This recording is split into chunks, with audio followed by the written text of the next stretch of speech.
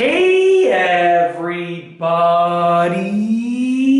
I'm here today to show you and tell you how to choose your first telescope. These will be step-by-step instructions for absolute beginners, so let's get right into this video. There are essentially 4 different things that I'm going to be telling you about, 4 factors to consider when choosing your first telescope. Let's get right into the video. I'm going to try and keep this short and sweet and get right to the point. So let's start off with number 1. Number 1 is your budget. And when I say budget, I mean literally how much money you want to spend or you can spend on your telescope. Now, arguably, I put this as the first one because it is probably the most important thing. You can want any telescope in the world, but you need to choose the telescope that your wallet allows for. So essentially, you want to choose the telescope that fits within your budget, no matter what that budget is. If you want to get the best telescope on the market, go for it. If you want to get the most minuscule, the most beginner telescope on the market, go for it. But you need to choose specifically one that fits your budget. So figure out what your budget is, figure out what kind of telescope you can spend money on, and start with that. When you have a budget in mind and you know what you can spend, then you can move on to number 2. So the second thing that you should consider when choosing your first telescope is aperture, okay? Now, what is aperture? Well, in camera talk and photo talk, aperture is essentially the opening of a lens, how open the lens is. And on a telescope, it's the opening of the objective lens over here. So the bigger this lens is, the more magnified you can actually allow it to get. So essentially, a good rule of thumb is you take this aperture, so however much space this is, there's a factor. So the diameter of this, you multiply it by 2, and that's sort of the maximum magnification that you can get. That's the idea behind it. You can go look up that formula for maximum magnification of a telescope, but the bigger that this is, the bigger that number is going to be for the maximum magnification. This right here, I believe, if I remember correctly, this is 50 millimeters, if I remember, and that means 50 times 2 is 100, so 100 would be the maximum magnification, 100 times magnification that I could get comfortably with this telescope. If I had a bigger aperture, I could get 200, 400, right? So the bigger your aperture, the more potential you have for magnification. And future-proof it in the sense that, you might not want 300 magnification now, 300x magnification now, but you might want it in the future. So future-proof yourself by getting one that has a big enough aperture, okay?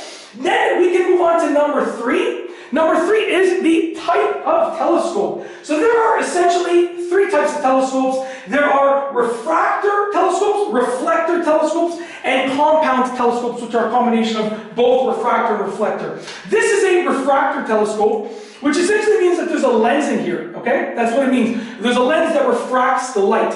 A reflector telescope has mirrors that mirror the light, and a compound telescope, there's another word for the compound one, I can't remember what it is right now, but the compound one has both a lens and mirrors, okay? Now, refractor telescopes have basically the least maintenance because you just use them. There's basically almost no maintenance. Whereas reflector telescopes with mirrors, they have a little bit more maintenance because you have to maintain those mirrors, you have to align them and so forth.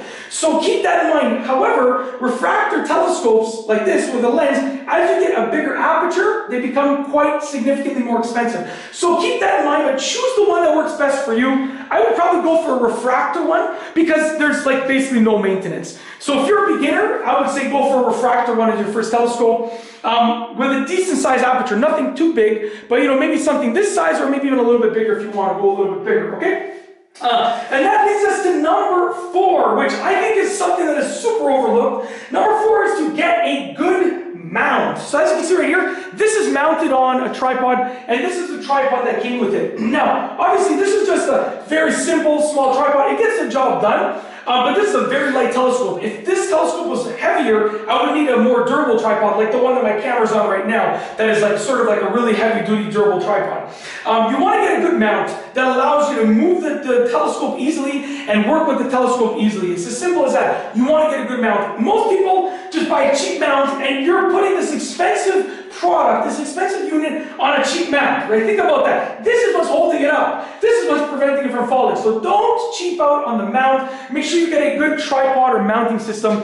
And it's literally as simple as that. Those are the 4 things that I believe are super important when it comes to choosing your first telescope. These are step-by-step instructions for absolute beginners. Keep them in mind. Choose a telescope that works best for you and your budget and your type of telescoping that you want to do and your exploration, visual exploration and stuff like that. And you will be good to go. And that's truly it. If you like this video tutorial / demonstration / explanation / whatever you want to call this type of video, this buying guide, whatever you want to call it, please be sure to give it a thumbs up. Let me know what you think down below as a comment. And of course, be sure to subscribe for more great videos just like this one. And that's all I have for you today. Thanks for watching.